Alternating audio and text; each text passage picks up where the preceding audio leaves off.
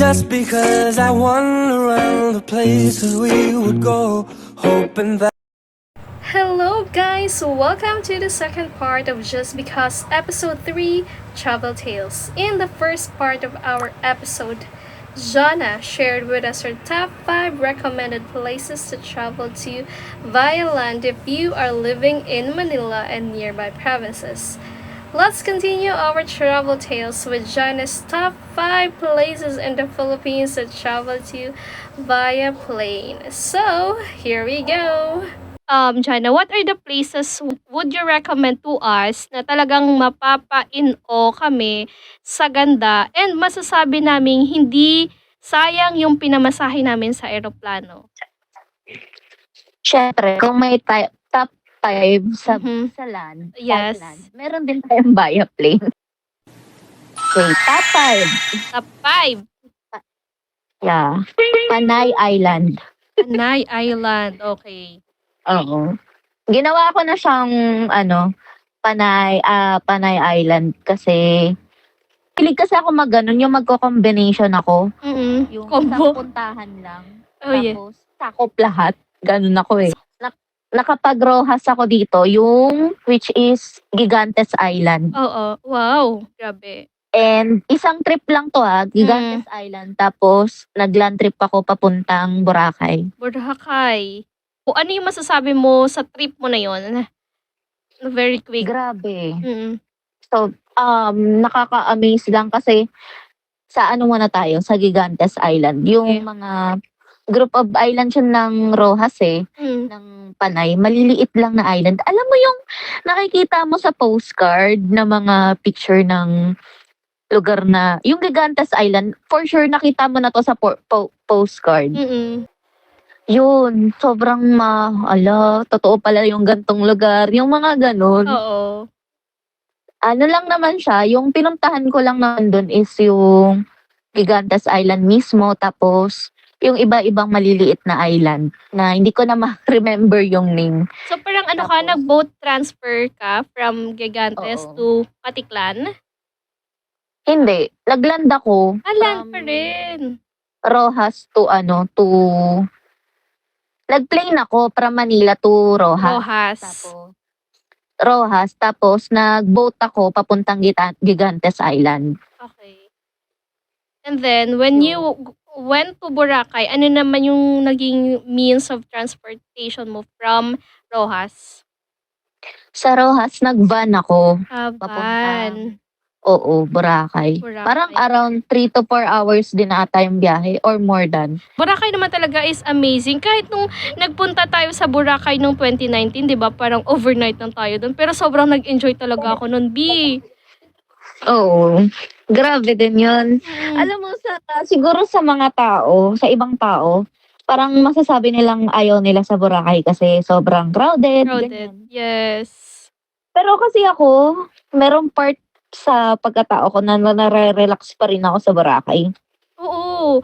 Kasi kahit, alam mo yun, di ba ang dami ng tao nung pumunta tayo din? Pero para kasi ang ang saya lang, no, nandun ka sa ganda ng dagat ng Boracay. Wala lang. Wala kang ginagawa. Yes, oo. May mga activities din doon, yung sa mga water activities nila. So, and yung tinry natin dati, yung paraw sailing, no? Oo. Try ka lang ng sunset. Oo, di ba? Chasing sunset ka lang. Paanod-anod ka lang sa dagat.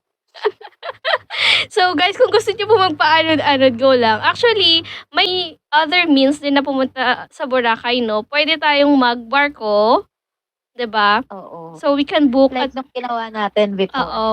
We booked a ticket sa Tugo, no? Tapos papunta na siya ng Patiklan. Tama, no? Oo. So parang gabi tayo nagbiyahe and then yung arrival natin was morning na. Tapos tuloy-tuloy na. Tutulog ka lang. Oo, tutulog lang. Ka lang sa barko. Yes, 'di ba? Tapos pagdating mo, nasa isla ka na ng Katiklan and then may boat transfer ulit papuntang yun na yun, no? Ano yung tawag sa isla? Boracay na mismo. Boracay na, ayun, Boracay na mismo. Pero 5 minutes lang yun, yung boat transfer na yun.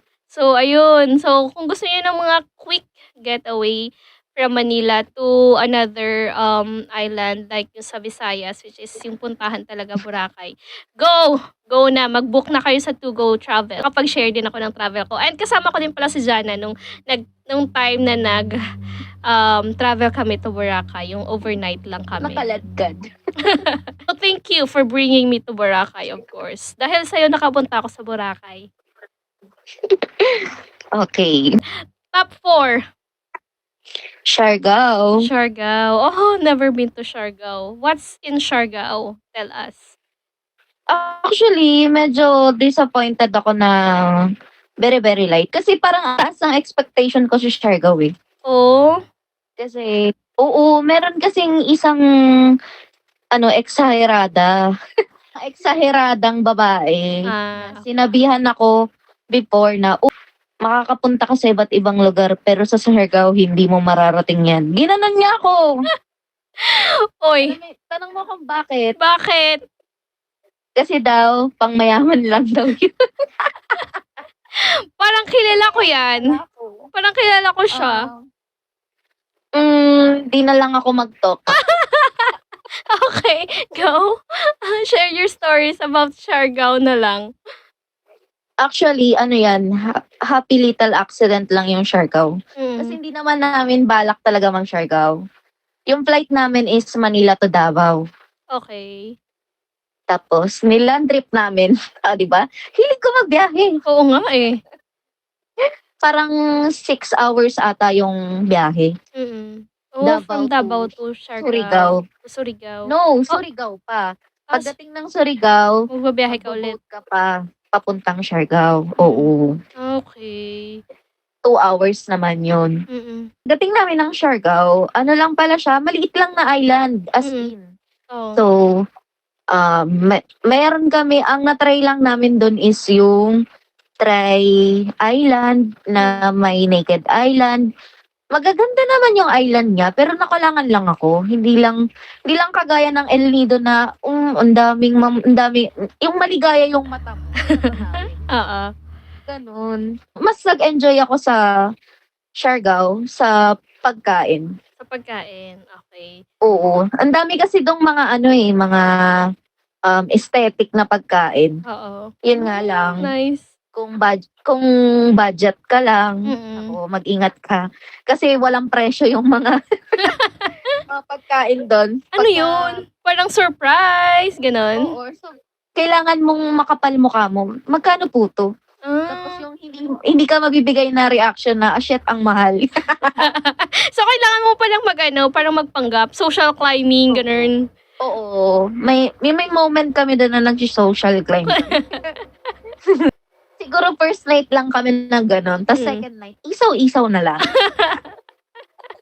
Ding puro shala. Oo. Kailangan matikman mo din yung masasarap. Tapos, matikman mo rin yung hirap. Gano'n. Yes, correct. So, yun yung Siargao. Hindi mo talaga siya masyadong trip. Hindi. Parang hindi lang niya na-meet yung... Kasi, na-pray siya sa akin ng sobrang ganda dyan. Yung parang gano'n yung sa akin. Parang, okay lang. Parang hindi naman siya nag-top. Okay. Kasi, parang ang thinking ko sa kanya, mga level ng humalig eh. Kung ikukumpara ko yung humalig at Siargao, humalig ka pa rin. Oo. Okay. Sa location. Ay, sa sightseeing. Sa lugar, oo. So guys, eto kay Jana lang na points of view. So baka may mga tayo dyan. Oo. May mga hanesh. Bawal yung hanesh. Bawal nega dito. Okay. Next, Jana. Top 4 top 3. Ano yung top 3 destination mo? Ano ba yung top 3 ko? Wait lang. Check ko sa aking kodigo. Yes, please. Meron akong top 3. Cagayan de Oro. Okay. So, actually, lang din to eh. Happy little accident. Ang daming happy little accident. Diba? Pag aeroplano yan, aeroplano pa yan, guys, ha? Kasi, to? Ano? Pag i-check nyo, laging mahal ang CDO. Yes, actually. Ang flight. Totoo yan. Nakaswerte lang ako dito na mura yung flight. So sabi ko, kahit hindi ko pa alam yung lugar, tara, puntahan natin. Gora lang. Tapos yun, dinabook na namin. Ang target kong mapuntahan dito is Maria Cristina Falls and yung Dole. Ay, Dole ba yun? Basta yung Pinya. Dole. Mapapadole talaga tayo dito eh. Dole. Yung Dole. Yes, Okay, Dole, Philippines. Saka yung river rafting. Oh, Yun yung yung tatlong target ko. Fortunately, 2 lang yun na-unlock ko. Oh. Kasi, yung sa Maria Cristina Falls, sa ibang falls kami dinala. Kasi ang sabi, hindi namin siya pwedeng babain na. Sobrang late na kasi. Okay.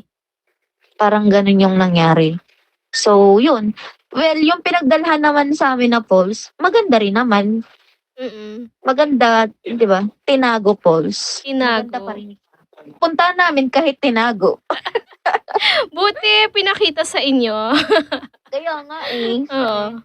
I'm so blessed na Yes. hindi siya tinago sa amin.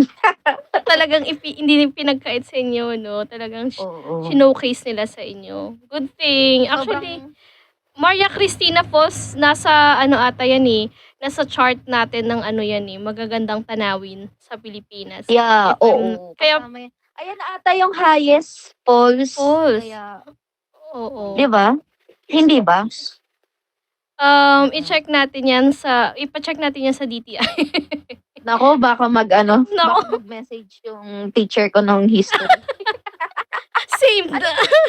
Hindi namin siya napuntahan. Pero, worth it naman yung dinalhan sa amin ni Kuya. Next namin is, nag-dole kami. Para uminom ng pinya. Ang tamis, diba? Legit yung pineapple doon, diba? Oo. Same day namin siya pinuntahan. Yung Dole and Dahilayan Park. Sa Dahilayan Park, in-avail namin yung parang lahat ng activity doon. Na zipline. Tapos yung idadrop ka, para siyang nakatali ka ng nakabaligtad. Paano ba? Hindi ko ma-explain. Nakadapa. So, nag-try kayo doon? Kung papagawa mo sa akin ngayon, hindi ko na kaya. Before lang. Before.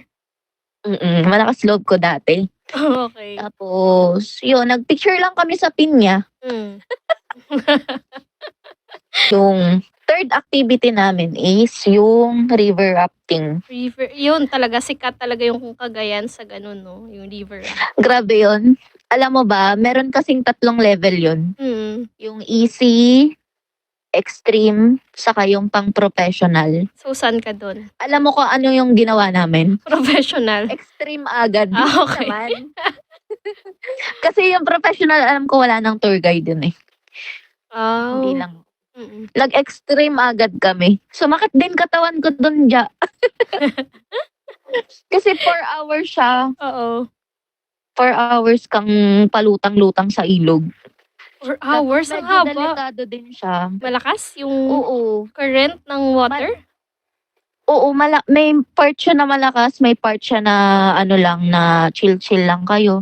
Oo. Pero karamihan doon talagang babagsak ka ng medyo, siguro mga 1 feet. 1 foot pala. 1 feet. 1 foot. Wait lang. Pero nung time na yun nabagsak ka? Hindi naman. Hindi, ibabagsak talaga kayo. Ay, ganon. Kasama nung Oo.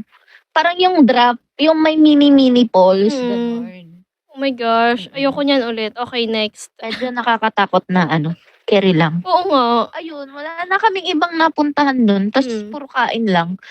Dapat pala kami doon, kinulang lang kami sa panahon. May sabihin ka pa or next na tayo, sa top 2 na tayo. Next, top 2 na tayo. Okay, go. Top 2. I'm sure kasama rin to sa top 2 mo. Ay, sa top 5 mo kung meron ka man. Okay. Cebu. Oh, Cebu! Oh my gosh! I love Cebu. But I don't like the traffic. Kasi parang it's like Manila na din. EDSA. Yes! My gosh. Pero the places Grabe. talaga, di ba? North and South. Sobrang Ang saya. Oo.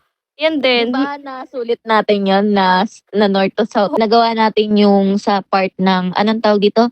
Nag-whale watching tayo. Ay, oo, yung botanding. Yes. Nag-city tour tayo. Nag-mountain tour tayo. Oo, tapos nag-dagat yung tour tayo. naghabal-habal tayo na first time ko maghabal-habal noon, my gosh. Tapos nakadress, Umuulan pa. umuulan. Paano naman yung itsura natin nun? Ayun, so parang na-amaze ako kasi parang first time ko magmotor na ganun kalayo and ganun katagal.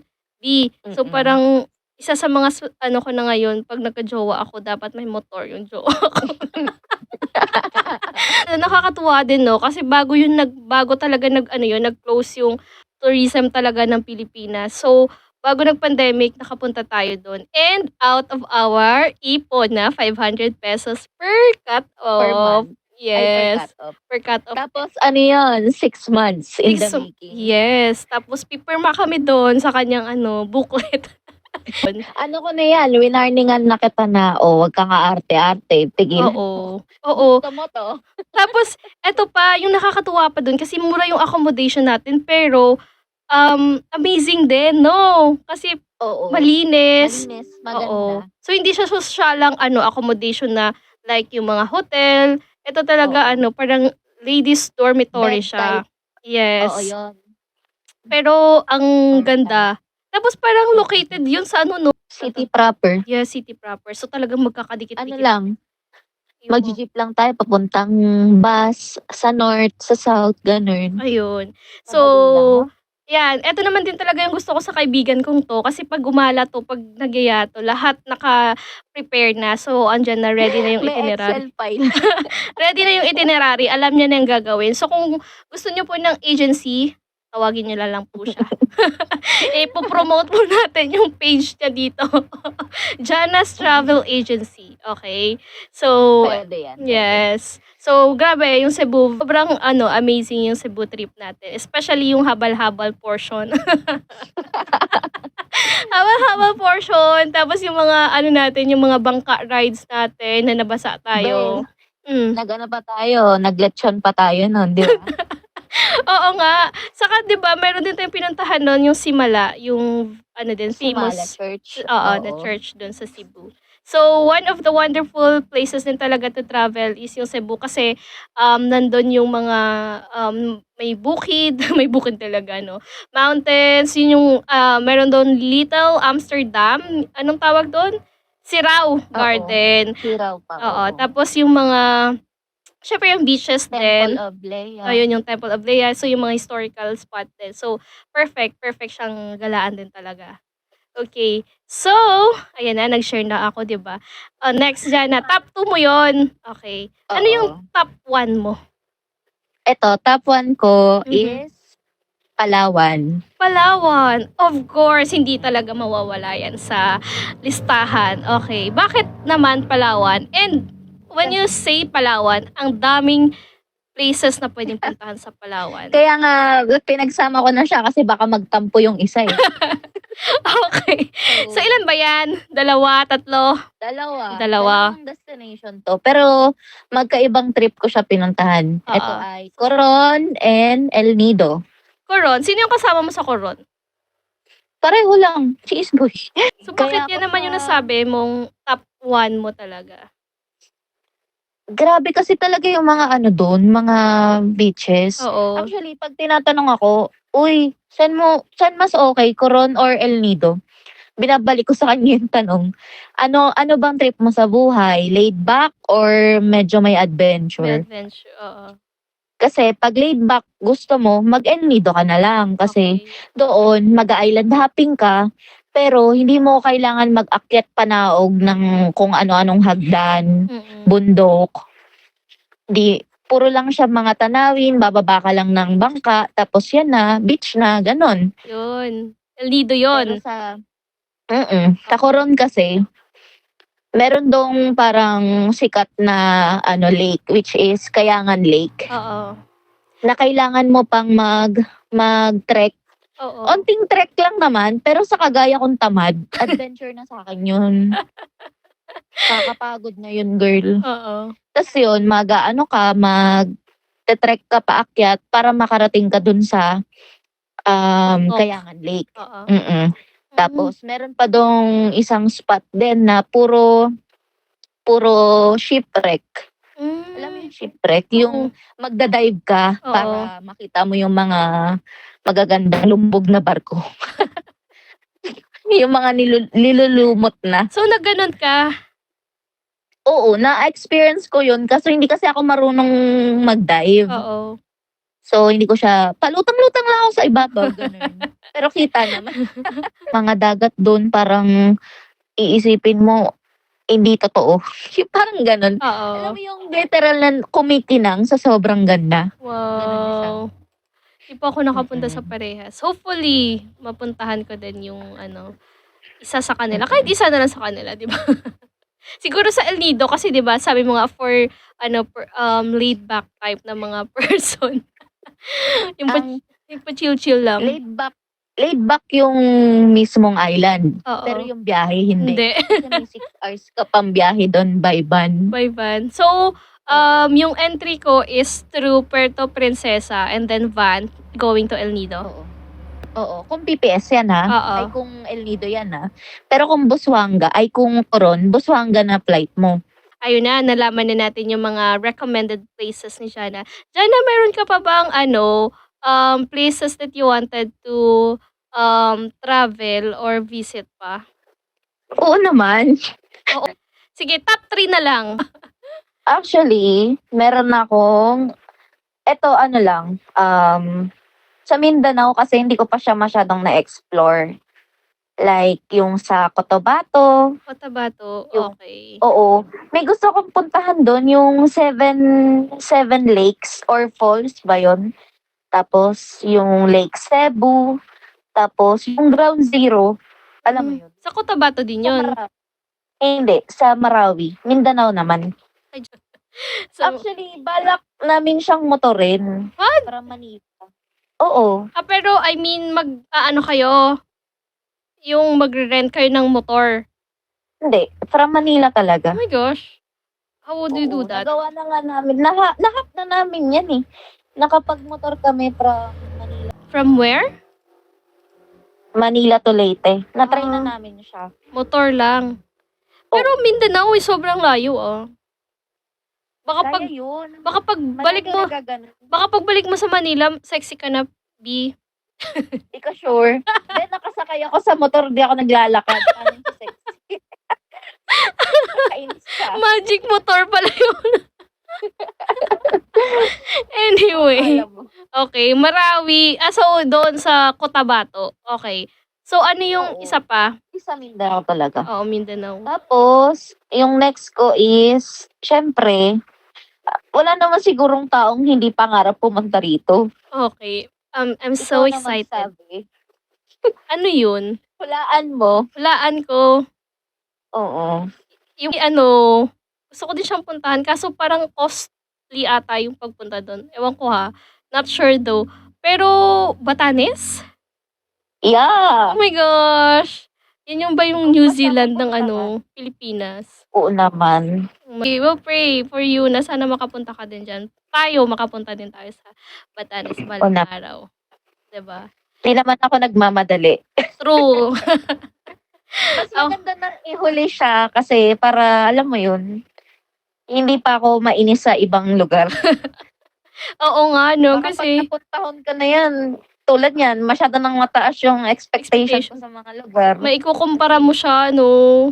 Oo. Oo. Yeah. Oh my gosh, we'd love to travel Philippines pa. And, of course, we'd like to explore more the Philippines pa sana with your experiences and stories. So, here is my last question. How does traveling benefits you? What does traveling means to you? Sa akin kasi, ako, nagta-travel ako kasi gusto kong ma-relax. Yes. Depende kasi sa sitwasyon eh. Tignan mo, parang para sa akin, dati, nagta-travel lang ako kasi feeling ko deserve ko. Pero ngayon, parang sobrang kailangan ko na ng travel Oo. dahil gawa ng hindi na siya affordable. Yes, correct. So, Especially yung mga plane travel, no? Yung mga, Imagine before nakaka-book ako ng literal na piso pair. Ngayon, Diyos ko, ang one way is 2,000 na. Maiiyak ka dahil. Minsan talaga or most of the people are traveling to make themselves sane. Syempre kasi yung mga stress talaga, especially nowadays, sobrang stressful, 'di ba, sa work, sa mga responsibilities natin. And minsan maganda talaga yung benefit din talaga ng traveling. It's not about for yourself lang. And then you can meet different people, 'di ba? May kagaya nung nag-Cebu tayo, 'di ba? May Japanese tayong nakilala. Mga ano tayo, Japanese ba yun? yes, yung abs niya is grabe, sobrang amazing yung abs niya, B. Yun talaga yung tumatak sa isip ko, 'di ba? Tapos yun din yung hinawakan ka ng AFAM nun, sobrang bait ng AFAM nun. Sa Cebu yun, sa Amsterdam, 'di ba? Gusto mo na yun, girl. I remember. And then sa Boracay, yung ang daming Korean, yung mas, alam mo yun, yung mas maputi pa sila sa sand Buhangin. ng Boracay. Oo. 'Di ba? And then we can try different yung foods, 'di ba? Yung mga delicacies ng bawat lugar.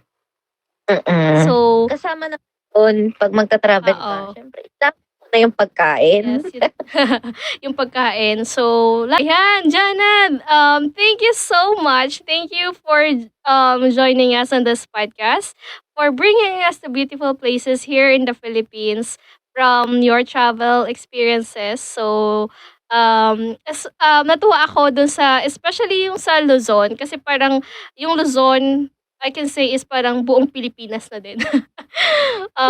Oo, kasi 'di ba, you mentioned about yung Sagada, so yung mga highlands, 'di ba? And then yung mga beaches sa Caramoa, sa Humalig Island, and then sa Ilocos Norte, Ilocos Sur, yung mga windmills and yung mga historical spots doon. So, oh my gosh, amazing ng Pilipinas. And hopefully one day we'll be able to travel Batanes. 'Di ba? So, guys, yeah, to our listeners, whatever purpose or reason you are traveling, travel should be meaningful. It should excite you and inspire you, rejuvenate and ground you, educate and challenge you, and most of all, it should humble you. So once again, thank you for your support, guys. See you on the next episodes of Just Because.